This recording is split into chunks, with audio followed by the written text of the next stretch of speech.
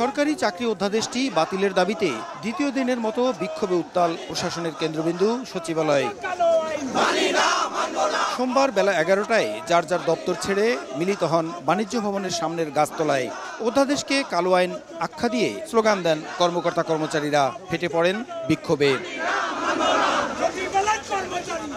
এরপর মিছিল নিয়ে জনপ্রশাসন, স্বাস্থ্য, বাণিজ্য, গৃহায়ন ও গণপূর্ত, আইন মন্ত্রণালয় সহ সচিবালয়ের বিভিন্ন এলাকা প্রদক্ষিণ করেন বিক্ষুব্ধরা। এ সময় বেশ কিছুক্ষণ সচিবালয়ের কর্মকর্তা বা দর্শনার্থীদের প্রবেশ এবং চলাচল বন্ধ হয়ে যায়। কর্মকর্তা কর্মচারীরা বলেন, আলোচনার আশ্বাস দেওয়ার পরেও কর্মচারীদের মতামত ছাড়াই রোববার সন্ধ্যায় হঠাৎ করে সরকারি চাকরি অধ্যাদেশ জারি করা হয়। শৃঙ্খলা ভঙ্গসহ নানা কারণে শাস্তির বিধান থাকলেও আইনগত পদক্ষেপ নেওয়ার সুযোগ রাখা হয়নি বলে অভিযোগ করেন কর্মচারীরা। এতে নানা ধরনের বৈষম্য ও হয়রানির শিকার হবেন বলে মনে করেন তারা।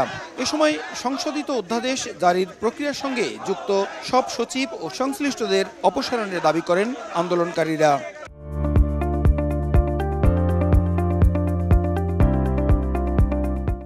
তারা যেন এই আইনটা রিভিউ করে, পুনর্বিবেচনা করে, সহনশীল আইন তৈরি করে। এই আইনের সবচেয়ে ক্ষতিকারক দিক হচ্ছে আত্মপক্ষ সমর্থনের কোনো সুযোগ নেই। সচিবদের উদ্দেশ্যে বলছি, আপনারা আগুন নিয়ে খেলছেন, আগুন নিয়ে খেলবেন না। এই আগুনে আপনাদের হাত ধরে পুরো সরকার হয়ে যাবে। আমরা দমব না, আমরা জেলে যেতে রাজি। অধ্যাদেশটি আজই বাতিল করা না হলে সচিবালয় থেকে এবার সারা দেশের কর্মচারীদের নিয়ে আন্দোলন গড়ে তোলার পাশাপাশি মঙ্গলবার থেকে কঠোর কর্মসূচি দেওয়ার হুঁশিয়ারি দেন কর্মকর্তা কর্মচারীরা।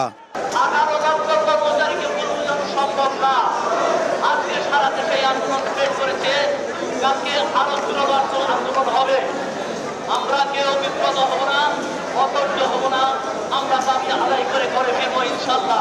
আমরা তিনটি গ্রুপ একত্র হয়ে যৌথ এবং খুব শক্তিশালী কর্মসূচি শুরু করব যদি আজকের দিনের মধ্যে এই আইন প্রত্যাহার করা না হয়। গত বৃহস্পতিবার বৈঠকে সংশোধিত সরকারি চাকরি অধ্যাদেশের খসড়ার অনুমোদন দেয় উপদেষ্টা পরিষদ। রোববার সন্ধ্যায় প্রকাশ করা হয় গেজেট। প্রসূন আশিস, সময় সংবাদ, ঢাকা।